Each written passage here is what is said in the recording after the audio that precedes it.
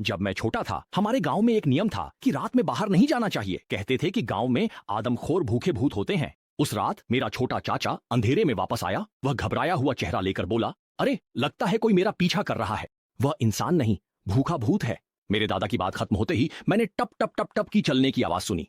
रात में बहुत शांति थी। चलने की आवाज बहुत चुभने वाली लग रही थी। सुनकर चलने की आवाज मेरे घर से ज्यादा दूर नहीं थी। ज्यादा समय नहीं लगेगा कि भूखा भूत आंगन में आ जाएगा। मैंने अपने छोटे चाचा को जोर से मारा। वह गुस्से में बोला, क्या बेकार चीज है, 2 साल बाहर काम करने गया और गांव के नियम भूल गया। अब देखो भूखे भूत ने तुम्हें निशाना बना लिया है, अब तुम क्या करोगे।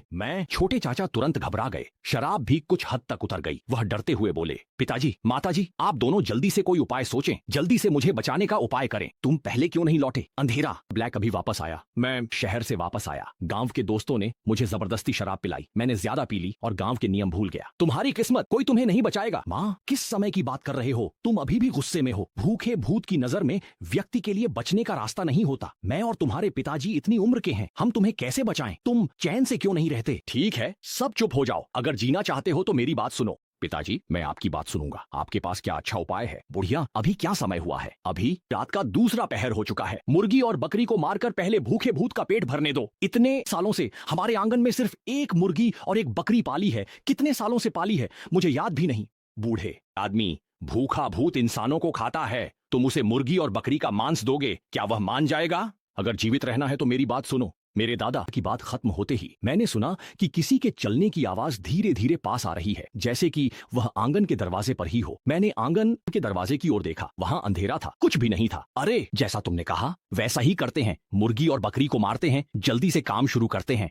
भूखा भूत बस अस्पताल में जा रहा हूं, आप जीवित रहकर भी कष्ट में हो, मैं तुम्हें विदा कर देता हूं। मेरे दादा ने यह कहते हुए कुल्हाड़ी से मुर्गे को मार डाला। फिर मैंने देखा कि मेरे दादा ने मरे हुए मुर्गे को कुछ चक्कर लगाकर घुमाया। पत्नी, मुर्गे को कड़ाही में डालकर उबालो, आधी अगरबत्ती जलने तक पकाओ और फिर निकाल लो। आधी अगरबत्ती का समय बहुत कम होता है, इससे ठीक से नहीं पकता। अचानक बकरी के बाड़े में बकरी ने दीवार से टकराकर खुद को मार डाला। मेरे दादा की धुंधली आंखों में एक हल्की उदासी झलकी। उन्होंने बकरी की लाश को देखा। अच्छा हुआ कि मर गई, मुझे हाथ नहीं लगाना पड़ा। लाठी, जल्दी से बकरी को बाहर निकालो। मेरे छोटे चाचा बकरी के बाड़े में गए।